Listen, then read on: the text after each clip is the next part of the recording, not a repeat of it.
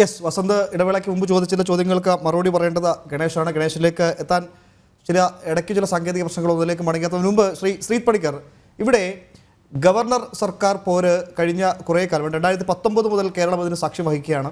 Governor എടുക്കുന്ന നിലപാടുകൾക്കെതിരെ വളരെ രൂക്ഷമായ ഭാഷയിൽ മുഖ്യമന്ത്രിയും മുഖ്യമന്ത്രിയുടെ പാർട്ടിയും ഒക്കെ വിമർശനം ഉന്നയിക്കാറുണ്ട്. തെരുവിൽ ഇപ്പോൾ കണ്ട പോലെ തന്നെ പ്രകടനങ്ങളും പ്രതിഷേധങ്ങളും ഒക്കെ ഉണ്ടാകാറുണ്ട്. എന്നാൽ ചില പ്രതിസന്ധി ഘട്ടങ്ങൾ, പ്രത്യേകിച്ച് നയപ്രഖ്യാപനം ഉൾപ്പെടെയുള്ള സാഹചര്യത്തിലേക്ക് എത്തുമ്പോൾ ഗവർണർ മുന്നോട്ട് വെക്കുന്ന പല വെല്ലുവിളികളെയും വളരെ തന്ത്രപൂർവ്വം നേരിട്ട് മുന്നോട്ട് പോകാനുള്ള ചില ഇടപെടൽ മുഖ്യമന്ത്രിയുടെ നേതൃത്വത്തിലൊക്കെ ഉണ്ട്. ഇനിയിപ്പോൾ ജനുവരിയിൽ പകുതിയോടുകൂടി അടുത്ത സമ്മേളന കാലയളവ് തുടങ്ങുകയാണ്. അത് സർക്കാരിനെ സംബന്ധിച്ച് നയപ്രഖ്യാപനം ഇപ്പോഴും ഒരു കീറാമുട്ടിയായി ഗവർണർ സർക്കാർ പോര് നിൽക്കുന്നുണ്ട്. അതുകൊണ്ട് തന്നെ ഇപ്പോഴത്തെ ഈ വിഷയങ്ങൾ, അതായത് സർക്കാർ ഉന്നയിച്ചിരിക്കുന്ന ഈ വിഷയങ്ങൾ, അല്ലെങ്കിൽ സർക്കാർ പിന്തുണ നൽകുന്ന യുവജന പ്രസ്ഥാനങ്ങൾ നടത്തുന്ന ഈ ഒരു സമരത്തെ വളരെ വേഗം ഒത്തുതീർപ്പാക്കേണ്ട ഒരു സാഹചര്യം സർക്കാരിന് മുൻപിലുണ്ട്. അതിനെ എങ്ങനെയാകും രാഷ്ട്രീയമായി സർക്കാർ നേരിടുക? ഉമേഷ്, മുൻ വർഷങ്ങളിലെല്ലാം നമ്മൾ കണ്ടിരുന്നതെന്ന് വെച്ചാൽ ഇവർ തമ്മിലുണ്ടായിരുന്ന കുറേയധികം പ്രശ്നങ്ങൾ ഉണ്ടായിരുന്നു. ആ സമയത്ത് പല വേർഡ്സും അങ്ങോട്ടും ഇങ്ങോട്ടും ഒക്കെ എക്സ്ചേഞ്ച് ചെയ്തിട്ടുണ്ട്. പക്ഷേ എങ്കിൽ പോലും അത് റീകൺസൈൽ ചെയ്യുന്നതിന് വേണ്ടിയിട്ടുള്ള ഒരു സാഹചര്യം ഇവിടെ ഉണ്ടായിരുന്നു. നേരെ മറിച്ച് ആ സാഹചര്യം ഇന്നിവിടെ ഉണ്ടോ എന്ന കാര്യത്തിൽ വലിയ സംശയമുണ്ട്. കാരണം ഇപ്പോൾ ഗവർണർ തന്നെ പറയുന്നത് എന്താണ്, അദ്ദേഹത്തിനെ തെരുവിൽ നേരിടുന്ന SFI പാർട്ടി CPM വിട്ടിരിക്കുന്നു എന്ന് പോലും അല്ല പറയുന്നത്. അദ്ദേഹം പറയുന്നത് പിണറായി വിജയൻ വിട്ടിരിക്കുന്നു എന്നാണ്. അങ്ങനെ വളരെ വളരെ ഡയറക്റ്റ് ആയിട്ടുള്ള ഒരു ആക്ഷേപമാണ് അദ്ദേഹത്തിന്റെ ഭാഗത്തു നിന്നുണ്ടാകുന്നത്. നേരെ മറിച്ച് നവകേരള സദസ്സിന്റെ ഭാഗമായിട്ടുള്ള എല്ലാ പ്രസംഗങ്ങളിലും ഗവർണറെ അറ്റാക്ക് ചെയ്യുന്നതിന് വേണ്ടിയിട്ടാണ്, നേരിട്ട് വ്യക്തിപരമായിട്ട് അദ്ദേഹത്തെ ആക്ഷേപിക്കുന്നതിന് വേണ്ടി, അദ്ദേഹം ഒരു അവസരവാദിയാണ് എന്ന് പറയുന്നതിന് വേണ്ടി, അങ്ങനെയുള്ള രീതിയിൽ വ്യക്തിപരമായിട്ട് അദ്ദേഹത്തെ അറ്റാക്ക് ചെയ്യുന്നതിന് വേണ്ടിയിട്ടാണ് മുഖ്യമന്ത്രിയും ശ്രമിക്കുന്നത്. അപ്പോൾ നേരത്തെ ഉണ്ടായിരുന്ന രീതിയിലുള്ള ഒരു മഞ്ഞുരുകലിന് വേണ്ടിയിട്ടുണ്ടായിരുന്ന ഒരു വിൻഡോ, അത് ഒരുപക്ഷെ ഇപ്പോൾ ഉണ്ടോ എന്നുള്ളത് സംശയമാണ്. കാരണം ഈ നവകേരള യാത്ര അവസാനിക്കുമ്പോഴേക്ക് ഡിസംബർ ഏതാണ്ട് തീരാറാകും. പിന്നെ ഉടനെ തന്നെ നയപ്രഖ്യാപനവുമായി ബന്ധപ്പെട്ട കാര്യങ്ങളുണ്ട്. പക്ഷെ അതിൽ ഭരണഘടനാപരമായിട്ടുള്ള ഗവർണറുടെ ഒരു ചുമതല കൂടിയുണ്ട്. നയപ്രഖ്യാപന പ്രസംഗം എന്ന് പറയുന്നത് അദ്ദേഹം ചെയ്യേണ്ടതാണ്.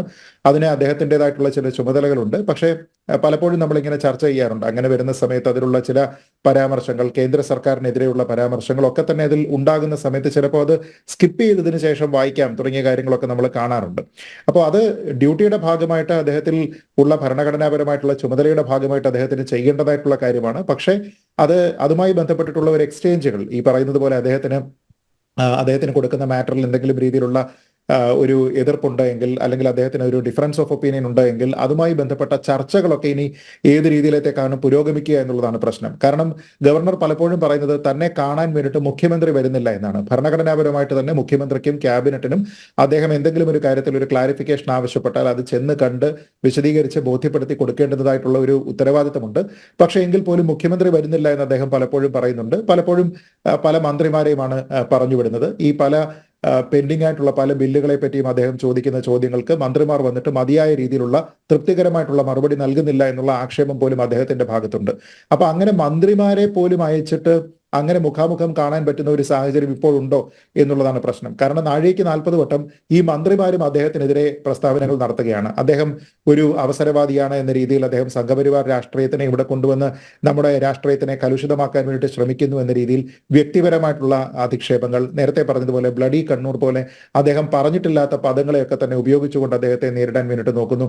അങ്ങനെ നോക്കിക്കഴിഞ്ഞാൽ ഈ രണ്ട് ഭാഗത്തു നിന്നും ഇനി അങ്ങനെ ഒരു റിക്കൺസിലിയേഷന് വേണ്ടിയിട്ടുള്ള ഒരു സാഹചര്യം ഉണ്ടോ എന്ന കാര്യം വളരെ സംശയമാണ്. അപ്പൊ കലുഷിതമായിട്ടുള്ള ഒരു രാഷ്ട്രീയ സാഹചര്യത്തിലേക്കാണ് പോകുന്നത്. പക്ഷെ അപ്പോൾ പോലും ഈ നയം അവിടെ പ്രഖ്യാപിക്കുക എന്നുള്ളത് പ്രധാനമാണ്. ഗവർണറെ സംബന്ധിച്ചിടത്തോളം ഭരണഘടനാ ചുമതലയാണ്, ബാധ്യതയാണ്. അപ്പൊ ഇനിയുള്ള നാളുകൾ, ഒരുപക്ഷെ ഈ ക്രിസ്മസിന് ശേഷമുള്ള നാളുകളൊക്കെ തന്നെ കുറച്ചുകൂടി പൊളിറ്റിക്കലി ഇൻട്രസ്റ്റിംഗ് ആവും എന്നാണ് എനിക്ക് തോന്നുന്നത്. ഉമേഷ്, അതായത് ശ്രീത് പണിക്കർക്ക് 2022 അന്ന് മന്ത്രിമാരുടെ സ്റ്റാഫുകളുടെ ശമ്പളം സംബന്ധിച്ച, അല്ലെങ്കിൽ നിയമനം സംബന്ധിച്ച ചില പ്രശ്നങ്ങളൊക്കെ ഗവർണർ ഉന്നയിക്കുന്നത്. അതിന് മറുപടിയായി അന്ന് ഞാൻ മനസ്സിലാക്കുന്നത് KR ജ്യോതിലാൽ, അദ്ദേഹം തദ്ദേശ സ്വയംഭരണ വകുപ്പ് പ്രിൻസിപ്പൽ സെക്രട്ടറി ആണ് എന്നാണ് മനസ്സിലാക്കുന്നത്. അദ്ദേഹം ഇറക്കിയ ചില ഉത്തരവുകൾ അതാണ് വലിയ പ്രതിസന്ധിയിലേക്ക് പോയത്. ആ സമയത്ത് വലിയ ചർച്ചയായിരുന്നു. അന്ന് അദ്ദേഹത്തെ ആ തൽസ്ഥാനത്ത് നിന്ന് മാറ്റിക്കൊണ്ടാണ് നയപ്രഖ്യാപനത്തിലേക്ക് ഗവർണറെ സ്വീകരിക്കാനായി മഞ്ഞുരുക്കലിന് സർക്കാർ നടപടി സ്വീകരിച്ചത്. ഇപ്പോൾ, അതായത് താങ്കൾ പറഞ്ഞു വെച്ചത്, ഇപ്പോൾ ഇനി എന്തായാലും അത്തരത്തിലുള്ള നടപടികൾക്കുള്ളൊരു രാഷ്ട്രീയ സാഹചര്യം ഇല്ലാതായിരിക്കുന്നു, അങ്ങനെയല്ലേ? അല്ല, അവിടെയാണ് പ്രശ്നം. നമ്മൾ ഒരു ഡിമാൻഡ് മുന്നിലേക്ക് വെക്കുക, ആ ഡിമാൻഡ് റീസണബിൾ ആണ് എന്ന് സർക്കാരിന് തോന്നുക. നേരത്തെ ഉണ്ടായിരുന്ന ശ്രീ ജ്യോതിലാലിന്റെ ഇടപെടൽ എന്നൊക്കെ പറയുന്നത് അങ്ങേയറ്റം ഭരണഘടനാ വിരുദ്ധമായിട്ടുള്ള, അദ്ദേഹത്തിന്റെ ഡ്യൂട്ടിയിൽ പറഞ്ഞിരിക്കുന്നതല്ലാത്ത കാര്യങ്ങളാണ്. അദ്ദേഹത്തെ ഉപദേശിക്കാനുള്ള അവകാശം, ഗവർണറെ ഉപദേശിക്കാനുള്ള റൈറ്റോ അതിനുള്ള ഡ്യൂട്ടിയോ ഒന്നും തന്നെ ഒരു സർക്കാരിലെ ഒരു സെക്രട്ടറിക്ക് ഇല്ല. പക്ഷേ ആ ചുമതല സ്വയമേവ എടുത്തുകൊണ്ട് അദ്ദേഹത്തിന് ഉപദേശം നിർദ്ദേശം ഒക്കെ തന്നെ കൊടുക്കുക എന്നതിന്റെ പേരിലാണ് ഗവർണറിന് അവിടെ ഒരു അപ്രീതി ഉണ്ടാകുന്നത്. അപ്പൊ അത് സർക്കാരിനെ അറിയിക്കുന്നു. സർക്കാരിന് യാതൊരു വിധത്തിലും ഡിഫെൻഡ് ചെയ്യാനായിട്ട് സാധിക്കാത്തത് കൊണ്ട് ജ്യോതിലാലിനെ തൽസ്ഥാനത്ത് നിന്ന് മാറ്റുക എന്നുള്ള ഒരേ ഒരു സൊല്യൂഷൻ മാത്രമാണ് ആ വിഷയത്തിൽ ഉണ്ടായിരുന്നത്. പക്ഷേ ഇനിയുള്ളത് അങ്ങനെ സാങ്കേതികമായിട്ടുള്ള കാര്യങ്ങൾ പോലുമല്ല. നേരത്തെ ഉള്ളത് സാങ്കേതികമാണ് എന്ന് പറയാം, പക്ഷേ ഇത് സാങ്കേതികമായിട്ടുള്ള കാര്യമല്ല. നമ്മൾ നേരിട്ട് നേർ മുഖത്തോട് മുഖം നോക്കി നിന്ന് അങ്ങോട്ടും ഇങ്ങോട്ടും വ്യക്തിപരമായിട്ടുള്ള അധിക്ഷേപങ്ങളൊക്കെ പറഞ്ഞതിന് ശേഷം പിന്നീട് ഒരു മേശയ്ക്ക് ചുറ്റും ഇരുന്നതിന് ശേഷം മഞ്ഞുരുക്കലിന് വേണ്ടിയിട്ട് ശ്രമിക്കുക എന്ന് പറയുമ്പോൾ അത് എത്രത്തോളം രാഷ്ട്രീയമായിട്ട് കേരളത്തിലെ നിലവിലത്തെ സാഹചര്യത്തിൽ പോസിബിൾ ആണ് എന്നുള്ള ഒരു പ്രശ്നമുണ്ട്. കാരണം ഇവർ നേരിടാൻ പോകുന്ന ആരോപണം ഇതേപോലെ തന്നെയാണ്. ഇപ്പൊ ഈ ചർച്ചയിൽ തന്നെ ഇതിനോടകം കേൾക്കുന്നില്ലേ, കോൺഗ്രസിന്റെ പ്രതിനിധി പറയുന്നത് CPM-ഉം BJP-യും ഹാൻഡ് ഇൻ ഹാൻഡ് ആണ് എന്ന് പറയും.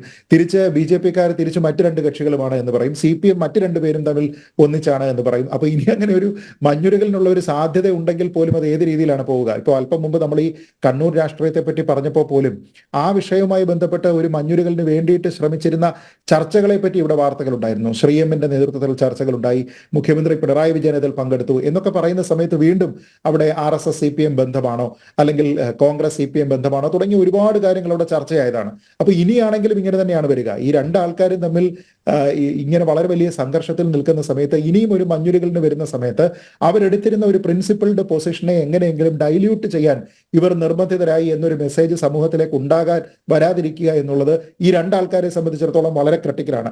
കാരണം താൻ എടുത്തിരിക്കുന്ന പൊസിഷൻ എന്ന് പറയുന്നത് ഒരുപക്ഷെ വിൻഡിക്കേറ്റഡ് ആണ് എന്നുള്ള ബോധ്യം ഇന്ന് ഗവർണറിന് കൂടുതലായിട്ട് കിട്ടിയിട്ടുണ്ട്. കാരണം ഈ നവകേരള സദസ്സിലൊക്കെ പങ്കെടുക്കുന്നതിന് വേണ്ടിയിട്ട് നിങ്ങൾ ഇത്ര മണി മുതൽ ഇത്ര മണി വരെ നിർബന്ധമായും ഇവിടെ ഉണ്ടായിരിക്കണം എന്നുള്ള ഇൻഡാസ് കൊടുത്തിട്ടല്ല അദ്ദേഹത്തെ കോഴിക്കോട്ടുള്ള തെരുവിലെ ആൾക്കാർ സ്വീകരിച്ചത്.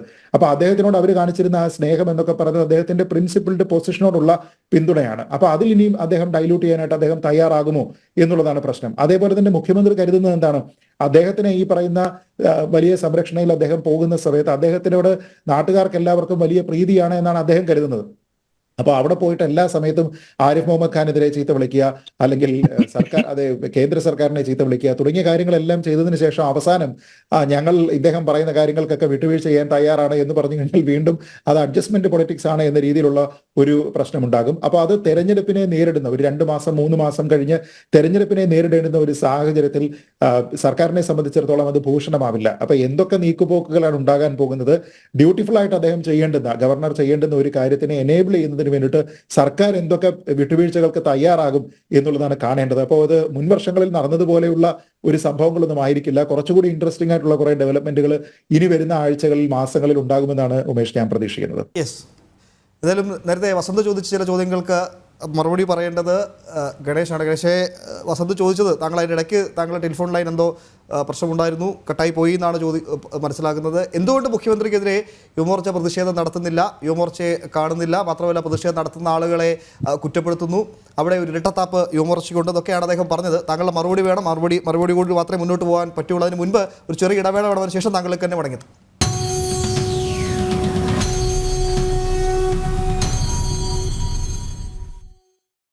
യെസ്, ശ്രീ ഗണേഷ്, നേരത്തെ വസന്ത് ചോദിച്ച ചോദ്യങ്ങൾക്ക് താങ്കളിൽ നിന്നാണ് മറുപടി വേണ്ടത്.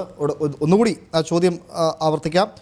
ഒന്ന്, മുഖ്യമന്ത്രിക്കെതിരെ നടത്തുന്ന സമരങ്ങളിൽ യുവമോർച്ചയെ കാണാനില്ല, യുവമോർച്ച പ്രതിഷേധങ്ങളില്ല, മാത്രമല്ല പ്രതിഷേധം നടത്തുന്ന യൂത്ത് കോൺഗ്രസിനെ മറ്റു രീതിയിൽ ചിത്രീകരിക്കുന്നതൊക്കെ ഈ വിഷയം ഇപ്പോൾ ചർച്ചയുടെ വിഷയം ഗവർണറാണെങ്കിൽ പോലും ആ വിഷയം വന്നതുകൊണ്ട് തന്നെ അത് പരാമർശിച്ചത് വിഷയം മാറ്റാനാണ് എന്നൊക്കെയാണ് ആരോപണം ഉന്നയിച്ചത്. യുവമോർച്ചയുടെ പ്രതിഷേധമൊക്കെ വാർത്തകളിലുണ്ടായിരുന്നു, വസന്ത് കണ്ടില്ല എന്നാണ് ഞാൻ മനസ്സിലാക്കുന്നത്. ഗണേഷിൻ്റെ പ്രതികരണം കൂടി ഉണ്ടെങ്കിൽ നമുക്ക് മുന്നോട്ട് പോകാം.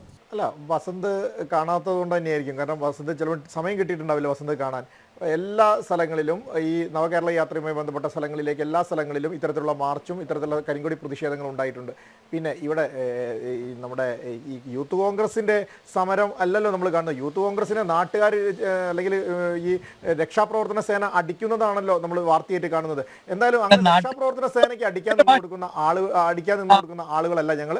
അങ്ങനെ സാഹചര്യം ഞങ്ങൾക്കില്ല. അല്ല ഞാൻ പറയട്ടെ വസന്ത, ഞാൻ പറയട്ടെ വസന്ത പറയട്ടെ, അദ്ദേഹം പൂർത്തിയാക്കട്ടെ. ഞാൻ നവകേരള യാത്രയുമായി ബന്ധപ്പെട്ടിട്ട് രാഹുൽ ഗാന്ധിക്കെതിരെയാണോ പിണറായി വിജയൻ സംസാരിച്ചുകൊണ്ടിരിക്കുന്നത്? നവകേരള യാത്ര കാസർഗോഡ് നിന്ന് ഇപ്പൊ പത്തനംതിട്ട ജില്ലയിലൊക്കെ എത്തി നിൽക്കുന്ന സമയത്തും അവിടെ രാഹുൽ ഗാന്ധിക്കെതിരെയാണോ പറയുന്നത്? അല്ലല്ലോ, ഇവിടുത്തെ ഈ കേന്ദ്ര സർക്കാരിനും അതിന് നേതൃത്വം കൊടുക്കുന്ന നരേന്ദ്രമോദിക്കും ആ പാർട്ടിക്കും എതിരെയാണ് പറയുന്നത്. പിന്നെ ഇപ്പോൾ കഴിഞ്ഞ കുറച്ച് ദിവസങ്ങളായിട്ട് പറഞ്ഞുകൊണ്ടിരിക്കുന്നത് ആർക്കെതിരെയാണ്? ഗവർണർക്കെതിരെയാണ്. ഗവർണർക്കെതിരെ എന്താ പറയുന്നത് എന്ന്, അല്ലാതെ അതും രാഹുൽ ഗാന്ധിക്കെതിരെ അല്ലല്ലോ. പിന്നെ നിർമ്മലാ സീതാരാമനെതിരെയായിരുന്നു പറഞ്ഞത്. ആ നിർമ്മലാ സീതാരാമനും കോൺഗ്രസ്സുകാരെയല്ല. അപ്പോൾ ഇവിടെ അല്ല വി ഡി സതീശനെതിരെ ഇത് പറയുന്നുണ്ടോ, അല്ലെങ്കിൽ ലീഗിനെതിരെ ഇതിന് പറയുന്നുണ്ടോ? കാരണം അതിന് അവർക്കെതിരെ പറയുകയില്ല. കാരണം ലീഗിന്റെയും കോൺഗ്രസിന്റെയും നേതാക്കന്മാരാണ് പിണറായി വിജയന്റെ കൂടെ പ്രഭാത ഭക്ഷണം കഴിക്കാൻ പോകുന്നത്. അതിൽപ്പെട്ട ആളുകളാണ് പങ്കെടുത്തുകൊണ്ടിരിക്കുന്നത്. അവർക്കറിയാം ലീഗ് ഉൾപ്പെടെയുള്ള സംഘടനകൾ നാളെ അവരുടെ കൂടെ വരാനുള്ളതാണ്. കോൺഗ്രസിനെ വിട്ട് ഈ LDFന്റെ കൂടെ പിണറായി വിജയന്റെ കൂടെ വരാനുള്ള ആളുകളാണ് ലീഗിന്റെ നേതാക്കന്മാരെന്ന് അവർക്ക് വ്യക്തമായിട്ട് അറിയാം. പിന്നെ ഈ യൂത്ത് കോൺഗ്രസ്സുകാർക്ക് അടി കൊണ്ട് അവരുടെ സമരത്തിൽ നിന്നും ഞാൻ ചോദ്യം ചെയ്യാൻ വരുന്നില്ല. പക്ഷേ അവർക്ക് കുറച്ച് എന്താ പറയുക, തമിഴ്നാട്ടിൽ നിന്നും കർണാടകയിൽ നിന്നും തമിഴ് നടന്മാരും അതേപോലെ കർണാടക നടന്മാരും അല്ലെങ്കിൽ ക്രിക്കറ്റ് താരങ്ങളും ഒക്കെ വോട്ട് ചെയ്ത് കുറച്ച് വ്യാജന്മാരായിട്ടുള്ള ആളുകളെ കേരളത്തിൽ ഉണ്ടാക്കിയിട്ടുണ്ട്. ആ വ്യാജ പ്രസിഡന്റുമാരിൽ നിന്നും വ്യാജ സെക്രട്ടറിമാരായിട്ടും വ്യാജ ജനറൽ സെക്രട്ടറിമാരായിട്ടും ഒക്കെ ഉണ്ടായിരുന്ന ആളുകളിൽ നിന്ന് ഒരു എന്താ പറയുക, അതിൽ നിന്നൊരു മാധ്യമ ശ്രദ്ധ തിരിക്കണം എന്നതിന്റെ അടിസ്ഥാനത്തിൽ ഈ സമരം നടത്തുന്നത്. നിങ്ങൾ ആലോചിക്കും, വണ്ടിപ്പെരിയാറിലെ പെൺകുട്ടിക്ക് വേണ്ടിയിട്ട് നിങ്ങൾ തെരുവിലിറങ്ങിയോ? ആരാ വണ്ടിപ്പെരിയാറിലെ പെൺകുട്ടിക്ക് വേണ്ടി തെരുവിലിറങ്ങിയത്? അവർക്ക് വേണ്ടി സമരം ചെയ്തത് ആരാണ്? പീഡിപ്പിക്കപ്പെട്ട എന്താ ഇവർ ഇറങ്ങാതെ? ഞാൻ പറഞ്ഞല്ലേ, കേരളത്തിൽ കഴിഞ്ഞ കുറെ കാലങ്ങളായിട്ട് കേരളത്തിൽ ഈ സർക്കാരിനെതിരും ഇവിടെ നടക്കുന്ന ഈ സർക്കാരിന്റെ നീതി നിഷേധാത്മകമായ സമീപനത്തിനെതിരെയും സമരം ചെയ്തുകൊണ്ടിരിക്കുന്നത് BJPയും യുവമോർച്ചയും ABVPയും അടക്കമുള്ള സംഘടനകളാണ് വസന്തേ, അല്ലാതെ ഒരു സംഘടനകളുമില്ല. ഇപ്പൊ നിങ്ങൾ വ്യാജന്മാരായിട്ടുള്ള കുറെ ആളുകൾ വന്ന് അതിൽ നിന്ന് ശ്രദ്ധ തിരിക്കാൻ വേണ്ടിയിട്ട് അത്തരമുള്ള കാര്യങ്ങൾ സമീപനം മാത്രമാണ് നിങ്ങൾ എടുക്കുന്നത്. അല്ലാതെ നവകേരള യാത്ര രാഹുൽ ഗാന്ധിയെ പ്രധാനമന്ത്രിയാക്കുവാൻ വേണ്ടി പിണറായി വിജയൻ നടത്തുന്ന യാത്രയിൽ നിങ്ങൾ എന്തിനാണ്? എനിക്ക് മനസ്സിലായി. ആ ചോദ്യത്തിന് മാത്രം നിങ്ങൾ ഉത്തരം തരുന്നില്ല. രാഹുൽ ഗാന്ധിക്കെതിരെ എവിടെയെങ്കിലും ഒരു വാക്ക് പറഞ്ഞിട്ടുണ്ടോ? ആകെ പറഞ്ഞത് രാഹുൽ ഗാന്ധി വയനാട്ടിൽ മത്സരിക്കരുത്, നിങ്ങൾക്ക് വേറെ എവിടെയെങ്കിലും പോയി മത്സരിച്ചാൽ മതി, ഇവിടെ നിങ്ങൾക്കുള്ള മുഴുവൻ CPMന്റെ വോട്ടും അല്ല ജയിച്ചു വരുന്ന ആളുകളും കൈപൊക്കാൻ രാഹുൽ ഗാന്ധിക്ക് ഉണ്ടാവും എന്നല്ലാതെ രാഹുൽ ഗാന്ധിക്കെതിരെയോ അല്ലെങ്കിൽ UPA സർക്കാർ നടത്തുന്ന സമീപനങ്ങൾക്കെതിരെയോ ഒന്നും തന്നെ ഒരക്ഷരവും പറഞ്ഞില്ല. ഇവിടെ പറഞ്ഞുകൊണ്ടിരിക്കുന്നത് നിർമ്മലാ സീതാരാമനെതിരെയും അതേപോലെ തന്നെ ഗവർണർക്കെതിരെയും BJP സർക്കാരിനെയും നരേന്ദ്രമോദിക്കെതിരെയും മാത്രമാണ് നവകേരള സദസ്സിൽ സംസാരിച്ചുകൊണ്ടിരിക്കുന്നത്. വേറൊരാൾക്കെതിരെയും സംസാരിക്കുന്നില്ല. അങ്ങനെ ഒരു സ്ഥലത്താണ് നിങ്ങൾ സമരം നടത്തുന്നത് എന്നത് മാത്രമാണ് ഞാൻ ചൂണ്ടിക്കാണിച്ചത്. അതൊരു ഒത്തുകളി സമരമാണ് എന്ന് ഞാൻ സൂചിപ്പിക്കുന്നത്. കാരണം അത് തന്നെയാണ്. ആ കാരണമാണ് ഞാൻ പറഞ്ഞത്.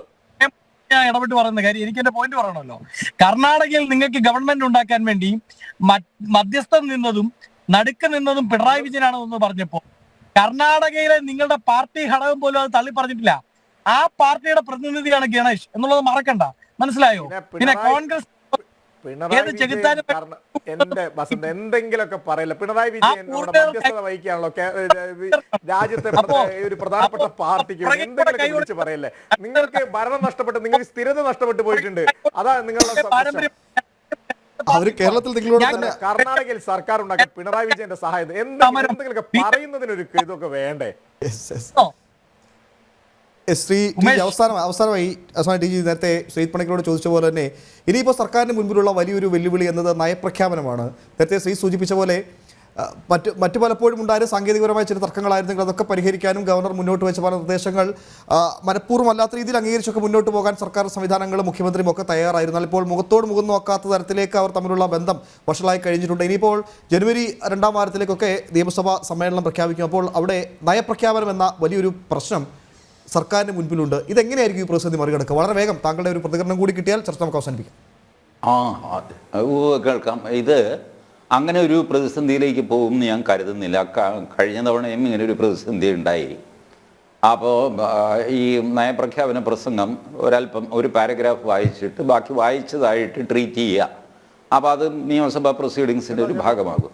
പക്ഷെ അതന്ന് ഗവർണർക്ക് സ്വീകാര്യമായിരുന്നില്ല.